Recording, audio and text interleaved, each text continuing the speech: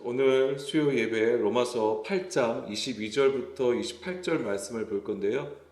지난 시간에 23절까지를 했지만은 몸의 속량에 대해서 우리가 좀 더 살펴보기를 원합니다. 먼저 22절부터 23절 말씀 함께 읽겠습니다. 피조물이 다 이제까지 함께 탄식하며 함께 고통을 겪고 있는 것을 우리가 아느니라. 그뿐 아니라 또한 우리 곧 성령의 처음 익은 열매를 받은 우리까지도 속으로 탄식하여 양자될 것 곧 우리 몸의 속량을 기다리느니라. 아멘. 피조물은 하나님의 아들들이 나타나기를 고대한다고 했습니다. 피조물도 썩어짐의 종로로 탄 데서 해방되기를 간절히 원하고 있는 것이지요. 지금까지 함께 탄식하고 함께 고통을 겪고 있다라고 했는데, 이것은 해산의 고통을 겪는 것이라고 했습니다. 여기서 함께 고통을 겪는다고 했잖아요. 이것은 해산의 고통을 얘기하는 것이죠. 그래서 새 생명을 낳기 위한 것입니다. 그런데 23절에 보게 되면 근데 우리는 어떤 상태를 얘기하냐면 성령의 처음 익은 열매를 받은 우리까지도 속으로 탄식하여 양자될 것, 곧 우리 몸의 속량을 기다린다라고 했습니다. 성령의 처음 익은 열매, 첫 열매는 절기와 관련되어 있다고 말씀을 드렸고, 이것은 어떤 그림을 우리에게 보여주냐면, 여기서는 어떤 것을 얘기해 주냐면, 첫 열매를 얻었다고 하는 것은 앞으로 그 열매를 계속 추수한다는 개념이에요. 그러면 이 추수가 완성되는 게 보장이 된 것이죠. 그 개념을 가지고 있어요. 그래서 성령을 받았다라고 하는 것은 물론 우리가 예수 그리스도를 믿어서 구원을 받은 것이지만은 받았습니다. 근데 그것은 약속이에요. 그렇지만 그것이 하나님께서 그 약속을 완전히 성취하시는 그때까지 운행하시겠다고 하는 약속이에요. 그래서 성령님이 우리의 보증이 되어 주시는 것입니다. 그런 그림을 가지고 있는 거예요. 그래서 이제 곧 성령의 처음 익은 열매를 받은 즉 성령을 받은 우리도 무엇을 합니까? 탄식한다. 그리고 여기서도 당연히 상고를 얘기하는 거예요. 해산의 고통을 가지고 있다라고 하는 것입니다. 무엇 때문에? 양자되는 것 때문에. 양자될 것, 곧 우리 몸의 속량을 기다린다고 하는 거예요. 이것이 피조물이 하나님의 아들들이 나타나는 것과 같은 것을 얘기해 주는 것입니다. 성령을 받은 자도 탄식하는 것은 이 몸의 속량을 기다리기 위함인데, 속량이라는 것은 구속행위, 구원, 해방이라는 뜻을 가지고 있는 것입니다.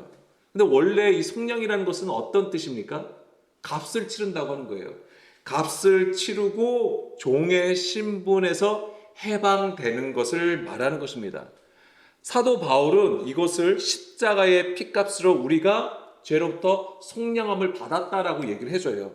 예수님께서 피를 흘리신 것은 값을 지불한 것이다. 그리고 그 값으로 우리를 해방시켜 주셨다라고 얘기를 해주고 있습니다.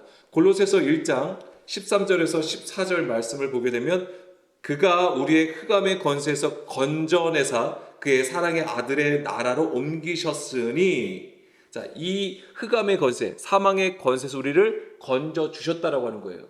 그리고 사랑의 아들의 나라, 그리스도의 나라, 하나님의 나라로 옮기셨는데, 그것이 무엇입니까? 그 아들 안에서 우리가 속량, 곧 죄사함을 얻었다라고 얘기를 하는 것입니다. 그러니까 속량은 죄사함이에요. 죄로부터 해방된 것을 얘기하는 것입니다. 죄의 속량이에요. 그런데 우리가 다시 로마서로 돌아가게 되면은 거기서는 몸의 속량이라고 되어 있잖아요. 몸의 속량. 23절에 끝에 우리 몸의 속량을 기다린다라고 했습니다. 예수의 피값으로 우리가 해방이 된 것이잖아요. 그래서 이제는 우리가 더 이상 죄의 정죄 아래에 있지 않게 된 것인데, 그러한 자가 이제 성도라고 하는 것입니다. 그런 자는 이제 그리스도 예수 안에서 정죄와 사망의 판결로부터 해방이 된 것이지요. 그렇지만 여기서는 이제 몸의 속량이 나오잖아요.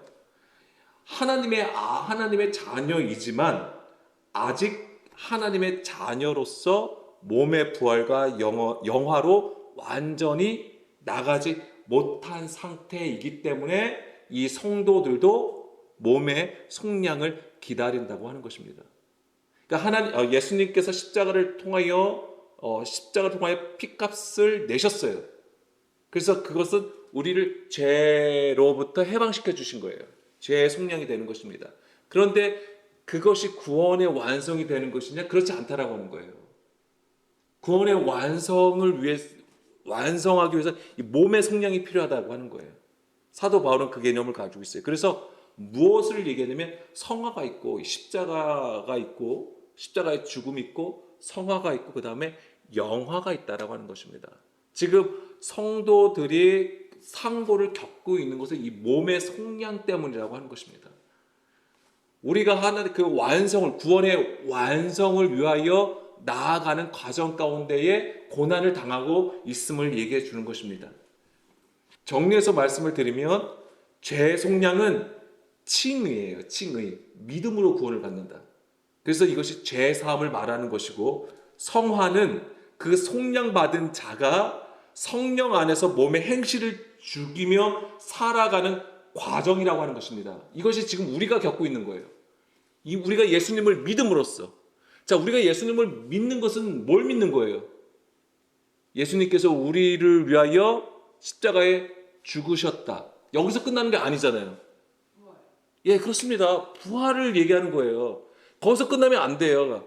그러니까 우리가 죄 사함을 받은 자야. 그래서 우리에게 이제 죄가 더 이상 없어. 라고 하면은 뭐가 되냐면 내 마음대로 살아가게 되는 거예요. 그런데 그거에서 끝나는 게 아니라 몸의 부활의 삶을 살아야 된다고 하는 거예요. 이게 뭐냐면 성화예요. 지금 우리가 우리가 지금 겪고 있는 과정이라고 하는 것입니다. 무엇을 향하여? 영화로 나가기 위하여.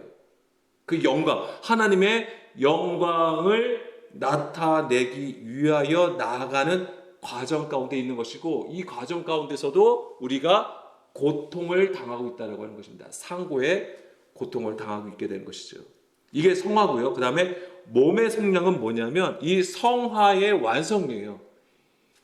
그러니까 이 상고를 하면은 나중에는 어떻게 되는 것이죠? 해산의 고통 이후에 뭐가 되죠? 아들이 나오잖아요. 예, 생명을 낳게 되는 거잖아요. 그게 영화라고 하는 거예요. 그게 몸의 속량이라고 하는 것입니다. 그래서 몸의 속량은 성화의 완성으로 새 창조를 이루시는 거예요. 그래서 새 하늘과 새 땅이 되는 것입니다. 부활의 완성으로서 영화롭게 되는 것을 말하는 것입니다. 지금 우리는 십자가 이후에 예수님이 보내주신 성령으로 몸의 행실을 죽이는 과정 가운데 있다라고 하는 거예요. 몸의 행실이 뭐라고 했습니까? 우리가 가지고 있는 반복적이고 습관적인 외식이라고 말씀을 드렸습니다. 그러니까 이것은 뭐냐면 우리가 뱀의 미혹을 받은 상태일 수 있다라고 하는 거예요. 습관적이고 반복적인 것은 처음에는 그것이 우리가 마음을 다해서 뜻을 다해서 정말 열심히 해요. 엄청나게. 그런데 시간이 지나면서 반복하면서 이것이 어떻게 되면 무뎌진다고 하는 거예요. 이것이 뱀에게 물린 상태라고 말씀을 드렸잖아요. 그것을 성령님이 죽이시는 거예요. 그게 뭐가 되냐면 사도 바울이 그래서 날마다 죽는다라고 얘기를 하는 거예요. 그것이 바로 성화의 과정이라고 하는 거예요. 영화로 몸의 속량을 받기 위하여 나아가는 성화의 과정이라고 하는 것입니다. 날마다 내가 죽는 게 고통이에요. 이게 상고라고 하는 거예요. 그래서 새 생명을 낳기 위해서 그 완성을 위해서 나가는 과정을 바울도 그렇게 표현을 한 것이죠. 이미 우리가 하나님의 아들들이에요. 예수님의 십자가로 우리가 하나님의 아들들인데 이미 하나님의 아들들이지만은 아직 그 영화로 나가지 못하였다. 아직 완성되지 못하였음을 얘기하는 것입니다. 그러니까는 당연히 그 완성을 우리도 기다리고 있는 것이죠. 로마서 8장 23절에 그 얘기예요. 성령을 받은 우리도 속으로 탄식하여 몸의 성령을 기다린다라고 하는 얘기가 그 얘기예요. 완성을 기다린다. 그래서 우리의 천하고 낮은 몸을 영광의 몸으로 바꾸실 때까지 구하고 바라는 것이 바로 탄식이고 그 과정이 있는 것입니다. 자, 24절 우리가 소망으로 구원을 얻었음에 보이는 소망이 소망이 아니니 보는 것을 누가 바라리요. 자, 먼저 우리가 오해하지 말아야 할 것은 우리의 소망 때문에 구원을 받는 것이 아니라고 하는 것입니다. 이것을 잘 그냥 읽어보면 우리가 소망으로 구원을 얻는다고 하니까 우리가 소망을 해야지 구원을 얻는다라고 하는 거잖아요. 그러니까 이 구원이 어디서부터 오게 되면 소망 때문에 마치 구원을 받는 것처럼 읽혀질 수 있는 것입니다. 그런데 이미 우리가 소망 안에서 구원을 받았고 그것이 몸의 속량으로 나아가는 진행형이라고 하는 거예요. 그러니까 우리는 이미 구원을 받은 자예요. 다만 뭐예요? 몸의 속량을 향하여 나간다. 그래서 이 구원은 우리가 이미 약속은 받은 것이지만 진행형이라고 말씀을 드린 적이 있습니다. 로마서 8장 18절 말씀을 보게 되면은 우리는 구원을 받았으나 장차 나타날 영광을 소망한다라고 하는 거예요. 그래서 현재의 고난은 장차 우리에게 나타날 영광과 비교할 수 없다. 이 장차 나타날 영광을 소망하는 거죠. 그래서 현재 고난이 있어도 고대하고 바라는 거예요. 우리가 소망하는 것, 그 영광은 보이지 않는 거예요. 원래 하나님께 속한 것이기 때문에 보이지 않는 것입니다. 그렇기 때문에 우리에게 믿음의 인내가 지금 필요한 것이고 성도는 바로 그 믿음의 인내를 가지고 이 소망을 이 보이지 않는 것을 소망하게 되는 거예요.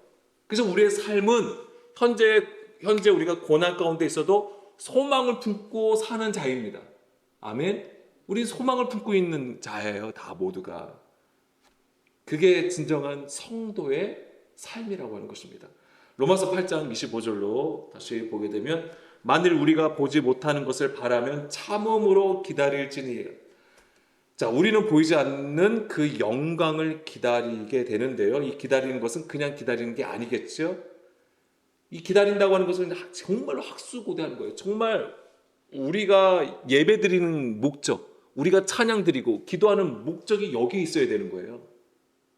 예, 우리의 신앙생활을 왜 하냐 이거죠. 그냥 하나님 앞에 잘 보이기 위해서, 그래서 좀 복 받고 살고 싶어서, 그게 아니라고 하는 것입니다. 물론 우리가 복도 받으면 좋죠. 이 땅에서의 삶이 윤택하고 행복하면 좋죠. 그건 당연한 것입니다. 그런데 우리의 신앙생활, 우리의 믿음 생활은 그것에 목적을 두지 않는다라고 하는 것입니다. 그렇기 때문에 우리에게 필요한 것은 무엇입니까? 인내라고 하는 것이죠. 그래서 여기서도 25절에서도 참음으로 기다릴지어다라고 되어 있나요? 기다릴지니라. 참음으로 히포모네라는 단어입니다. 이게 인내하는 거예요. 근데 이 인내는 지속적으로 가는 것입니다. 지속적인 거예요. 그냥 일시적인 게 아니에요. 계속 꾸준히 나감을 얘기하는 거예요. 꾸준히 견디는 상태를 얘기하는 거예요. 그냥 참고 견디라는 말은 절대 아니겠죠. 이 단어를 보게 되면 휘포모네라고 했잖아요. 휘포, 뭐뭐 아래에, 메노, 머물다예요. 그러니까 이게 뭐뭐 아래에 머물다라는 뜻이에요. 그러니까 어떤 상태에 있음을 얘기하는 거예요? 소망 아래에 계속 머물러 있음을 얘기하는 거예요. 이 인내라고 하는 것이. 그냥 내가 오늘도 힘들으니까 내가 참고 견뎌야지. 오늘만 넘기면 또 내일도 있으니까 오늘도 잘 참아야지. 이런 얘기가 아니에요. 육체로 힘들면 또 쉬고, 어려움이 있으면 아플 수도 있죠. 그런데 여기서의 인내는 그리스도 안에 있는 얘기를 얘기하는 거예요. 그리스도 안에 있음을. 그냥 내가 예수님을 믿어서가 아니라 그 예수님이 어떤 예수님이었냐 이거죠. 십자가에 우리를 위해서, 우리 때문에 우리의 죄를 담당하시기 위해서 십자가에서 피를 흘리시고 그 값으로 우리를 속량하신 예수님. 그래서 우리를 그 구원의 완성으로 이끌어 가시는 예수님. 그 예수님 안에 있음을 얘기하는 거예요. 그것이 인내하는 것입니다. 거기서 참고 인내하라고 하는 거예요. 26절 이와 같이 성령도 우리의 연약함을 도우시나니 우리는 마땅히 기도할 바를 알지 못하나 오직 성령이 말할 수 없는 탄식으로 우리를 위하여 친히 간구하시느니라. 아멘. 여기서도 누가 탄식을 하죠? 성령님이 또 탄식을 하세요. 그럼 보세요. 앞에서부터 18절부터 성도, 그러니까 피조물이 탄식을 하죠. 피조물이 탄식을 합니다. 기다리는 거잖아요. 그 다음에 또 누가 탄식을 했죠? 성도가 탄식을 했죠. 첫 익은 열매를 받은 우리도 탄식한다고 했잖아요. 그런데 또 여기서 또 누가 탄식합니까? 성령님도 탄식을 하시는 거예요. 왜요? 우리의 연약함을 도우시기 위해서 탄식하신다고 돼 있어요. 우리는 마땅히 기도할 바를 알지 못하나, 우리는 어떤 상태냐면 이걸 아셔야 돼요. 우리는 기도할 수 없는 상태예요. 우리는 왜냐면 우리는 계속 아직까지 육신을 가지고 있는 상황이잖아요. 육신을 가지고 있는 자이기 때문에 약속은 받았지만 여전히 우리는 이 삶 속에서 이 세상과 부딪혀 있기 때문에 육신의 생각과 부딪히는 삶을 계속 살아가고 있기 때문에 하나님의 그 온전함으로 나갈 수 없다고 하는 거예요. 그러면 이 기도도 누가 해주셔야 되냐면 성령님께서 도와주셔야 되는 거예요. 그래서 우리는 마땅히 기도할 바를 알지 못하나 오직 성령이 말할 수 없는 탄식으로, 그러니까 성령님도 탄식하세요. 여기서도 마찬가지입니다. 성령의 탄식하시면 우리에 대한 안타까움이 아니에요. 뭐 얘기하냐면 똑같아요. 상고예요, 상고. 성령님도 그 생명으로, 우리를 그 생명으로 낳기 위하여 하나님의 아들들로 세우시기 위하여서 탄식하신다, 친히 강구하신다라고 되어 있는 것입니다. 우리는 이 부분에서 하나님의 크신 사랑과 은혜를 읽어낼 수 있어야 되는 것입니다. 만약에요, 성령이 없다면 해산의 고통 속에서 아들을 낳는다는 보장이 없어요. 성령이 없으면. 성령은 어떤 분이시? 진리의 영이잖아요. 우리를 진리 가운데로 인도해 가신다고 하는 거예요. 근데 만약에 성령이 없다면요, 우리는 또 우리의 것으로 하나님 앞에 간구하고 구할 수밖에 없다라고 하는 거예요. 그러면 그 완성으로 나갈 수가 없죠. 그러니까 이것이 뭐가 되냐면 주의 길이 있는데 그 길에서 벗어나게 되는 거예요. 곁길로 행하는 자가 되는 것이죠. 씨 뿌리는 비유로 보자고요. 농부가 씨를 그러니까 씨를 뿌렸을 때는 당연히 거기에 뭐가 있어요? 거기서 싹이 트고 자라서 열매를 맺는 게 있는 거예요. 그런데 길가에 뿌려지고 돌밭에 뿌려지고 가시덤불에 뿌려지면 열매를 맺을 수가 없다라고 하는 것입니다. 이게 성령이 없는 상태와 똑같은 거예요. 곁길로 행한 것, 주의 길에서 벗어난 상태. 성령이 있다라고 하는 것은 우리를 어떻게 하시는 거예요? 좋은 밭에 뿌려지게 하시는 거예요. 성령님이 뭐 하시는 거예요? 성령의 불, 우리 안에 있는 불순물을 다 태우시는 것이죠. 우리 안에 있는 굳은 땅을, 굳은 마음을 어떻게 하십니까? 기경하시는 거예요. 기경해 주시는 게 성령님이세요. 진리 가운데로 인도하시는 거예요, 그게. 그래야지만이 30배, 60배, 100배의 열매를 맺는다라고 하는 것입니다. 이게 성령님의 도우심이에요. 도우신다라고 하는 단어가 어떤 뜻을 가지고 있냐면, 물론 협력하다, 돕다라는 뜻이 있는데, 이걸 좀 더 풀어서 보면은 반대편을 같이 잡다라는 뜻이에요. 자, 생각해보세요. 반대편을 같이 잡다. 이게 어떤 그림이냐면, 이것을 이제 이해하기 좋은 그림이 모세가 기도할 때에, 그러니까 모세가 손을 들었을 때에, 그러니까 출애굽한 이스라엘 백성들이 광야에서 누구랑 처음 싸움하죠? 아말렉하고 처음 싸움을 하게 됩니다. 그래서 이제 모세는 산꼭대기에 올라가고, 그다음에 여호수아는 이제 아말렉과 싸우게 되잖아요. 그때 산꼭대기에 올라가서 모세가 뭐냐면 지팡이를 잡고 손을 들어요. 물론 거기 기도한다는 내용은 사실 없어요. 기도라는 단어는 없어요. 그냥 손을 올린다라고 되어 있는 거지. 근데 우리는 이제 그것을 기도하는 표현으로 이제는 많이 인용을 하고 있는 것이죠. 어쨌거나 손을 들어요. 근데 사람이잖아요. 손을 오랫동안 들고 있으면 힘이 드니까 내려오잖아요. 그때 누가 도와줍니까? 아론과 훌이 옆에서 그걸 붙들어 주잖아요. 그러니까 보세요. 반대편에서 함께 잡다라고 하는 것은 나의 연약하면 손이 내려가요. 근데 이것이 내려가지 않도록 반대편에서 뭘까요? 잡아준다라고 하는 개념이에요. 성령님의 도우심이 바로 그걸 의미하는 거예요. 우리의 연약함은 하나님을 떠날 수밖에 없어요. 하나님과 점점 멀어지려고 하는 거잖아요. 육신으로 행하려고 하기 때문에. 근데 그걸 어떻게 하신 거예요? 반대편에서 잡아 이끌어 가신다라고 하는 거예요. 그 그림이에요. 그게 도우시는 거예요. 성령님께서. 그게 출애굽기 17장 12절이에요. 참고로 말씀을 드리면. 그래서 여기서도 이것도 굉장히 재밌는 표현이 하나 있는데, 출애굽기 17장 12절에 보게 되면은 이게 그 얘기잖아요. 모세의 팔이 피곤함에 그들이 돌을 가져다가 모세 아래에 놓아 그가 그 위에 앉게 하고, 아론과 훌이 한 사람은 이쪽에서 한 사람은 저쪽에서 모세의 손을 붙들어 올렸더니, 팔은 내려가는데 붙들어 올렸다고 하는 거잖아요. 그래서 그 손이 해가 지도록 내려오지 아니하였다. 그래서 이기게 되잖아요. 자, 근데 여기서 보게 되면 모세의 팔이 피곤하다라고 되어 있잖아요. 피곤하다. 근데 이 피곤함에가 카베드라는 단어예요. 카베드. 이게 무거운, 어려운, 미련하리라는 뜻이 있어요. 근데 구약에서 영광이라는 단어가 있습니다. 영광. 그 영광의 히브리어 단어가 뭐냐면 카바드예요. 이 단어예요. 이 단어에서 나온 거예요. 카베드. 그러니까는 그 영광은 무겁다라고 하는 거예요.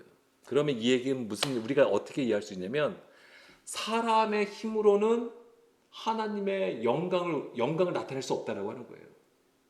왜냐면 들은 게 영광이 나타나는 건데, 이게 피곤한 거니까 무겁게 내린 거예요. 육신으로는 그 영광을 나타낼 수 없다라고 하는 거예요.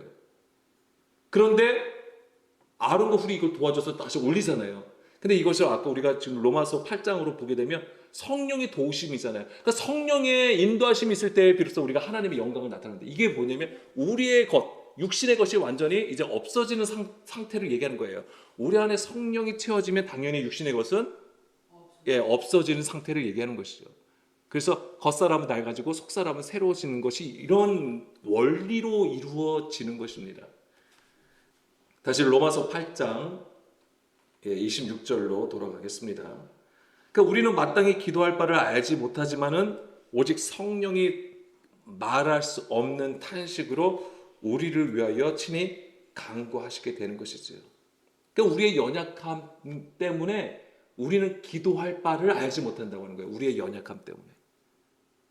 여기서 연약함이라는 것도 아스테네이아, 나약함이라는 뜻이 있지만 질병이에요. 질병이라는 뜻도 있습니다. 성경에서 질병이 굉장히 많이 나오잖아요. 질병이 어떤 상태예요? 비진리의 상태를 얘기하는 거예요. 진리를 떠나 있는 상태를 보여주는 것입니다. 그러니까 우리가 진리 안에 있지 아니하고 나온 상태를 얘기하는 거예요.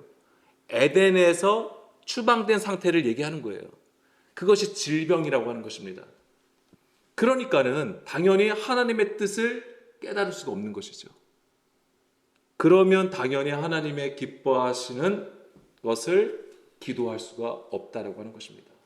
당연하죠. 진리를 깨닫지 못하니까 육신의 생각을 따라서 사람의 것으로 채우게 되는 것이죠. 그것이 우리의 기도예요. 그것이 우리의 연약함이 되는 것이고요. 그렇지만은 바로 그러한 우리의 연약함을 도우시는 분이 바로 성령님이시다. 우리를 진리로 깨닫게 하신다라고 하는 것입니다. 아직 완성되지 않은 구원의 과정 속에 있는 성도의 한계에서 성령님이 개입하심으로써 우리를 반대편에서 도우신다. 이끌어 가신다는 거예요. 잡아 이끌어 가시는 거예요, 우리를. 우리가 구하면 뭐 편안하게 막 뭔가 뭐 가마에 탁 태우면서 같이 막 어깨 동무하고 그런 거 생각하시잖아요. 아니, 그렇지 않습니다. 우리는 지독하게 하나님의 뜻을 알기를 원하잖아요. 말씀을 듣지 않는 자들이에요.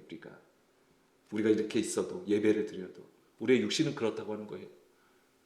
육신의 생각과 하나님과 원수가 된다. 하나님의 말씀에 복종하지도 할 수도 없다라고 되어 있잖아요. 그런 우리의 연약함을 가진 우리를 성령님께서 말할 수 없는 탄식으로 친히 간구하신다라고 했습니다. 여기서 간구하다도 중재한다라는 뜻을 가지고 있습니다. 그래서 성령님은 진리의 영으로서 우리를 진리 가운데로 인도하시는 것입니다.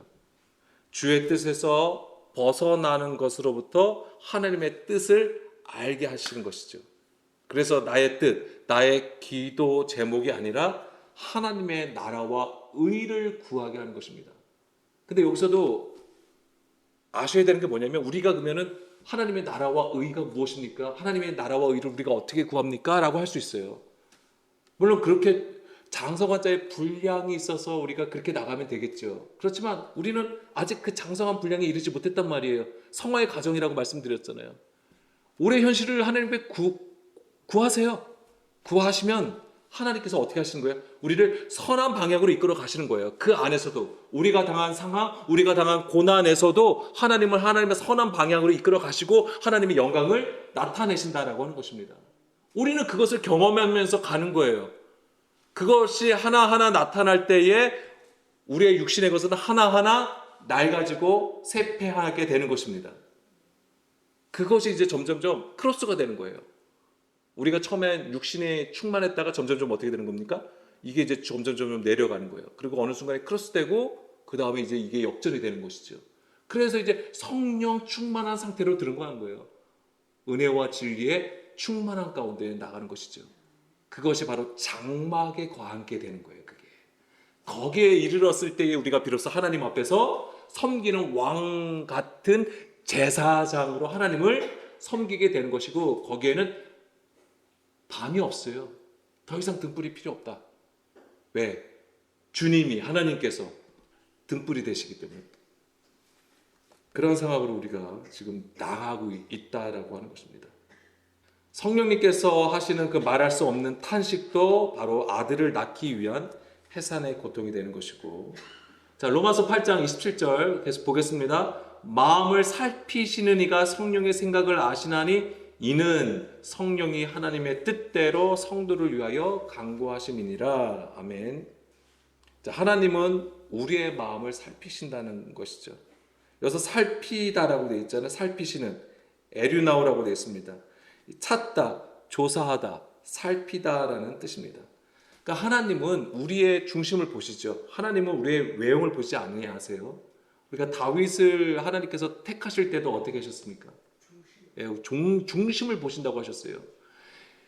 그러니까 사무엘조차도 사울 왕의 실패 이후에 이제 또 그 다음 이제 왕을 세우는 과정에 있어서도 그도 그 이세 가문의 그 첫째 아들을 통해서 정말 하나님이 또 좋은 인재를, 왕의 인재를 하나님께서 또 택하셨군요라고 했을 때 하나님은 뭐라고 하시냐면 중심을 보신다고 하신 거예요. 그래서 그 중심을 보셨을 때에 다윗이 택함을 받게 되는 것이죠. 근데 그 중심이 그냥 우리의 온 마음을 다해서, 온 뜻을 다해서, 많은 정성을 다해서 하나님 앞에 서는 것을 얘기하는 거냐? 그렇지 않다라고 하는 거예요. 그러니까 그 성령이 보여주는 배경을 읽으셔야 돼요. 다윗은 어떤 자였습니까? 그렇습니다. 양을 치는 자였어요. 막내라는 개념이 있고, 막내, 여덟째죠. 여덟째이고 막내가 뭐예요? 지극히 작은 자 하나를 얘기하는 것이고, 그리고 그는 양을 치는 자였다고 하는 것입니다. 그러한 배경을 가지고 있는 거예요. 그러니까 그 하나님이 보시는 중심은 그 배경에서 우리가 또한 읽어낼 수 있어야 된다고 하는 거예요. 너희들 가서 빨리 가서 양을 쳐. 정말 이제 가서 지극히 작은 자가 하나가 돼야 돼. 그런 얘기가 아니에요. 우리의 중심을 보시는 하나님의 그 뜻을 우리가 읽어내야 되고, 거기서 읽어낸다고 하는 것은 더 그 안에서 그리스도를 발견하셔야 된다고 하는 거예요. 그리스도를 발견했을 때에 우리 하나님은 그 중심을 보신다고 하는 거예요. 나의 어떤 정말 간사함이 없고 정말 계산적이지 않고 착한 마음을 보신다는 얘기가 아니에요. 물론 그것도 되게 좋죠. 그렇지만 우리 안에 그리스도를 보시는 거예요. 그 중심을 보신다는 거.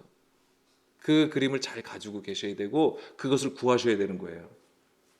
그래서 하나님은 우리의 마음과 양심을 감찰하십니다.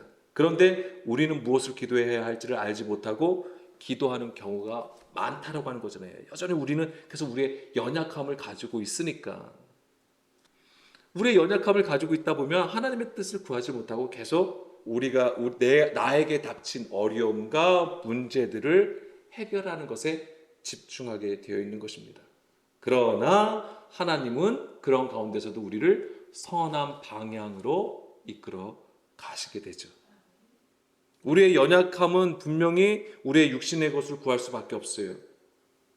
그렇게 구하여도 하나님은 고난 속에서 그리스도를 발견하게 하시고 그 아들의 영광으로 인도해 가시는 것입니다. 우리의 마음을 살피시는 하나님이 성령의 생각을 아신다. 바로 그거예요. 우리를 이끌어 가시는, 우리를 그 반대편에서 육신의 것으로부터 이끌어 가시는 그 성령님의 도우심을 알게 하시는 것이죠. 자, 출애굽기 22장 23절 보겠습니다. 출애굽기 2장 23절 말씀에 보게 되면 여러 해 후에 애굽 왕은 죽었고 이스라엘 자손은 고된 노동으로 말미암아 탄식하여 부르짖으니, 출애굽기 2장 23절 말씀에 그 고된 노동으로 말미암아 부르짖는 소리가 하나님께 상달된지라. 자, 출애굽 사건입니다. 출애굽 사건은 어떻게 이루어진 겁니까? 하나님께서 방문하심으로 이루어지는 거예요. 요셉이 형제들에게 얘기해 주나요? 하나님께서 파카드 방문하실 것이다. 그러니까 하나님이 기억하시는 거예요. 근데 하나님이 기억을 하시는 것은 당연히 아브람과 이삭과 야곱의 언약, 그 언약으로 하나님도 일하시는 거예요. 그래서 그것을 통해서 방문을 하시게 되는데, 여기서 보게 되면은 이스라엘 자손은 고된 노동으로 말미암아 탄식하여 부르짖었다라고 되어 있고, 마지막 부분에는 그 부르짖는 소리가 어떻게 됐다? 하나님께 상달되었다라고 하는 거예요. 그러니까 하나님이 언약으로 움직이시는 것도 맞는 거지만은 또한 무엇이 있어야 되냐면 우리의 탄식이 있어야 된다고 하는 거예요. 근데 이 탄식이 왜 나오는 거예요? 고된 노동 때문에 나온 거예요. 노동으로 말이야. 예, 고된 노동 때문에. 그러니까 뭐냐면 우리가 하나님 나라와 의를 알고 구하기보다는, 그것도 알아야죠, 당연히. 그런데 우리의 현실에 닥친 문제에 있어서도 구하시라고 하는 얘기예요. 그 가운데서도 철저히 우리 안에 우리의 연약함을 아는 자, 우리의 현실 속에서도 이 세상의 어떤 방법으로 하나님 사람을 붙여주세요, 이것이 해결돼, 물론 그런 가운데 그런 것도 하시겠지만은 그런 가운데서도 철저히 내가 할 수 없다는 것을 알 때에, 그게 뭐냐면 정말 낮은 마음이 되는 거예요. 거기서 누구를 발견하게 되면 거기서 이제 그리스도를 발견하는 그런 자에게 하나님께서 일하신다라고 하는 거잖아요. 이게 그런 그림들이에요. 당연히 기본 베이스는 언약이죠. 언약으로 하나님이 일하시는 거예요. 그렇지만 고된 노동으로 말미암아 탄식하며 부르짖을 때에 하나님께서 그것을 들으신다. 그리고 언약을 기억하심으로써 하나님께서 이끌어 나오신다라고 하는 것입니다. 그러니까 이 하나님께서 방문하심이 무엇과 연결되는지를 살펴볼 필요가 있는 것이죠. 이스라엘의 탄식과 부르짖음이 바로 하나님께 상달된 것이죠. 마찬가지로 성도의 탄식, 우리의 탄식도 성령 안에서 몸의 속량과 새 창조를 기다리는 기도가 된다라고 하는 거예요. 그러니까 우리가 진정으로 칭의, 예수 그리스도로 말미암아 우리가 구원을 받은 자야, 그리고 그 하나님의 부르심을 입은 자로서 우리가 하나님의 일하심을 기대하며 우리 안에서 그리스도를 발견하기를 기대할 때에 하나님께서 이끌어 가신다. 몸의 속량과 새 창조, 하나님께 우리를 새 하늘과 새 땅으로 만드시는 그 하나님을 우리가 발견하게 되면 우리의 기도가 또한 무엇이 됩니까? 하나님을 향하여 나가는 탄식이 된다라고 하는 거예요. 그 기도가 새 생명을 낳기 위한 상고가 되는 거예요. 그 기도가. 고린도전서 2장 10절, 오직 하나님이 성령으로 이것을 우리에게 보이셨으니 성령은 모든 것 곧 하나님의 깊은 것까지도 통달하신다라고 했습니다. 통달하신다라고 했는데 에류나오, 그러니까 성령님 곧 진리의 영이 그 하나님의 뜻을 따라 강구하시는 것이죠. 그러면 어떻게 되죠? 모든 것을 보고 듣고 깨닫게 되는 것입니다. 그러니까 기도는 우리의 생각을 하나님 앞에 고하는 게 아니에요. 우리의 문제를 하나님 앞에 해결해 달라고 설득하는 게 아니에요. 하나님을 무엇입니까? 하나님의 뜻을 아는 것이 기도예요. 하나님의 뜻을 아는 것. 이 일에 대하여, 이 문제에 대해, 이 상황에 대해서 하나님은 나에게 무엇을 원하시는가, 하나님의 뜻이 무엇입니까를 알기를 바라는 것이 바로 기도라고 하는 것입니다. 하나님의 뜻을 아는 것은 곧 듣고 순종함으로 마음과 마음, 영과 영이 하나가 되는 것을 얘기하는 거예요. 우리가 하나님과의 이 기도를 뭐라고 얘기합니까? 하나님과 우리의 호흡이라고 얘기하는 거죠. 호흡이 뭐예요? 그냥 숨 쉬는, 이게 영이에요. 영. 그래서 이 기도의 응답을 받았다는 것은 우리가 하나님은 영이시잖아요. 그럼 우리가 육신으로 구하면 육신과 영은 합쳐질 수가 없어요. 영과 영이 하나가 돼야지만 되는 거예요. 그랬을 때 우리가 기도를 응답받을 수 있다라고 하는 것입니다. 그래야지만이 생명이 되는 것입니다. 그래서 이 통달하심은 결국에는 우리가 하나님의 모든 것을 알아가는 것에 있어서 굉장히 성령님이 우리를 어떻게 이끌어 가시는가를 우리가 실제에서, 우리의 삶에서 반드시 알아야 된다고 하는 것입니다. 그러니까 정답이라는 것은 없어요. 왜냐하면 우리의 각자의 삶이 다르기 때문에. 그렇지만은 변하지 않는 것은 우리를 진리 가운데로 이끌어 가신다라고 하는 것입니다. 이것은 하나님께서 약속하신 거예요. 그리고 그것을 성령님께서 우리의 연약함을 도우셔서 이끌어 가시게 되는 것입니다. 28절, 로마서 8장 28절, 우리가 알거니와 하나님을 사랑하는 자, 곧 그의 뜻대로 부르심을 입은 자들에게는 모든 것이 협력하여 선을 이루니라 라고 했습니다. 우리가 이 말씀도 굉장히 자주 이제는 또 인용하고 기도할 때도 이 말씀을 많이 붙들고 기도하게 되는데, 하나님을 사랑하는 자, 곧 주의 뜻대로 부르심을 입은 자라고 하는 거예요. 하나님을 사랑하는 자가 주의 뜻대로 부르심을 입은 자라고 하는 것인데, 자, 우리가 하나님을 사랑해서 사랑하는 자가 되는 게 아니에요. 내가 하나님을 사랑하니까 하나님이 우리를 사랑해. 그래서 우리가 하나님이 우리를 사랑하는 자, 이렇게 얘기하는 게 아닌 것이죠. 하나님을 사랑하는 자는 어떤 자일까요?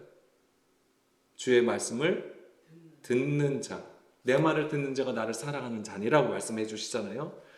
주의 말씀을 듣고 순종하는 자, 주의 길로 행하는 자가 하나님을 사랑하는 자예요. 그렇다면 지금 이 로마서 지금 앞에서 우리가 계속 읽은 것을 토대로 보면은 십자가의 길로 행하여 해산의 고통을 인내하여 하나님의 일을 나타내는 자를 얘기하는 거예요. 주의 뜻대로 부르심을 입었다라고 하는 게 거기에 있어요. 우리의 모든 부르심은 동일한 거예요. 그래서 누가 특별하게 부르심을 받아서 누가 어디 가고 누가 어디 가서 전도하고 선교하고 그런 걸 얘기하는 거 아니에요. 우리 누구나가 다 동일한 부르심을 받고 있어요. 주의 뜻대로 부르심을 입었다. 무엇을 위해서? 아까 계속 앞에서 나눈 거예요. 함께 고통하여 하나님의 아들들의 나타남을 위하여서, 그것 때문에 우리가 부르심을 받는 거예요. 그래서 하나님이 우리를 부르신 것은 다 뭐예요? 하나님의 아들들로 세우시기 위해서 동일한 거예요. 차별이 없다고 하는 겁니다. 차별이 없어요. 그의 뜻대로 부르심을 입은 자들에게는 모든 것이 협력하여 선을 이룬다라고 했잖아요. 그러면 생각해 보세요. 여기서 단어를 잠깐 볼게요. 협력하다라고 했잖아요. 이거는 당연히 함께 일하다, 동력자가 되다라는 뜻을 가지고 있습니다. 그러면 여기서 모든 것을 협력하여 선을 이룬다라고 하는 게 이게 뭘 얘기할까요?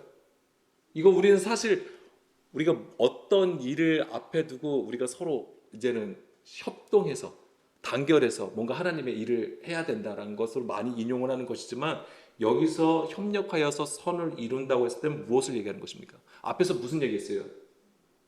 앞에서 탄식하고. 예, 그렇습니다. 피조물도 성도도 성령도 탄식하여서 하나님의 아들들이 나타나는 것에 대해서 얘기했잖아요. 그럼 여기서 선이라고 하는 것은 하나님이 바라시는 선은 그거예요. 하나님의 아들들이 나타나는 걸 얘기하는 거예요. 이게 피조물도 성도도 성령까지도 이것을 위해서 지금 탄식하고 있다라고 하는 거잖아요. 해산의 고통을 겪고 있다.